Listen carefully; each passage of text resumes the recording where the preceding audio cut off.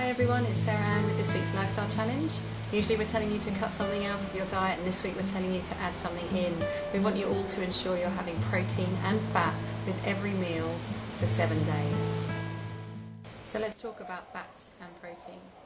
Protein within our diets is essential for the regeneration of healthy cells and for building muscle. It's also used for making enzymes, hormones and antibodies. Protein isn't the first fuel source our body will go to when searching for energy. First off, of course, it will search out the carbohydrates and the fats, but we need to ensure that we have a good enough quality protein source throughout our diet to enable the body to utilise it when it needs it for repair and rebuilding of cells. And unlike excess carbohydrates and fat, which the body finds quite easy to store in those well-loved places, the body can't store excess protein, so whatever it doesn't use, we just pass naturally.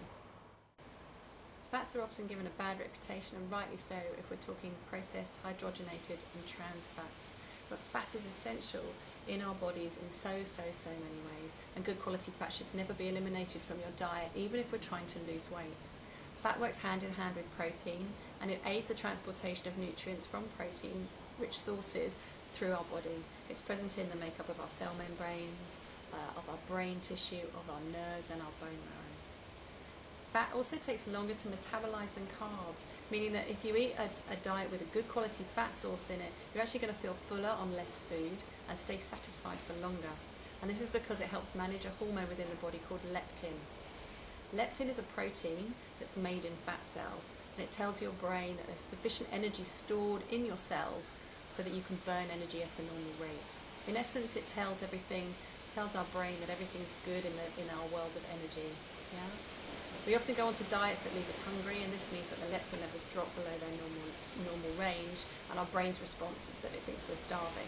Several processes then kick in to try and drive the leptin levels back up, and this of course leads to us hunting down more food. So fat and protein need to exist in our diets for us to get the nutrients we require out of our food, and for us to be the healthiest we can be. Look back at our ancestors. Their diets would have consisted predominantly of saturated fats and proteins from rich animal and plant sources. So try and eat fat and protein with each meal for the next 7 days. Look to good sources that you can easily cook: meat, fish, nuts, seeds, good quality oils, pulses, eggs and dairy. When cooking with oil, always use coconut or palm oil. These oils remain stable at heat. Never cook with olive oil or vegetable oil. If you are using olive oil, make sure you use it cold. Enjoy organic grass-fed meats. If you're buying good meat, the fat on that meat will be good quality, and you've hit your protein and fat requirement from one food source. Remember, the fat is where we store our good and our bad. So if you're eating good quality meats with fat on it, you're getting good quality. If you're vegetarian, you don't eat meat or fish, to get the protein and the oils that you can get from those sources, then add lentils, eggs, nuts to boost your protein.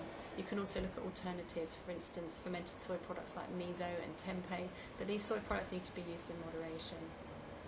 Again, if you're not a fish eater, you're missing out potentially on omega-3 and 6 oils. Try pouring a tablespoon of flaxseed oil over your lunch or your evening meal, and that's a really good way to get some really good quality omega-3 and omega-6. And we've talked about it before, but avoiding processed foods, which can contain high levels of processed, hydrogenated and trans fats. So eating protein and fats as part of a healthy, balanced diet will boost your vitality and energy, and make sure you're getting the most out of all of that good food that you're eating. Literally every living cell in your body will thank you for it. Enjoy, and we look forward to seeing you next time.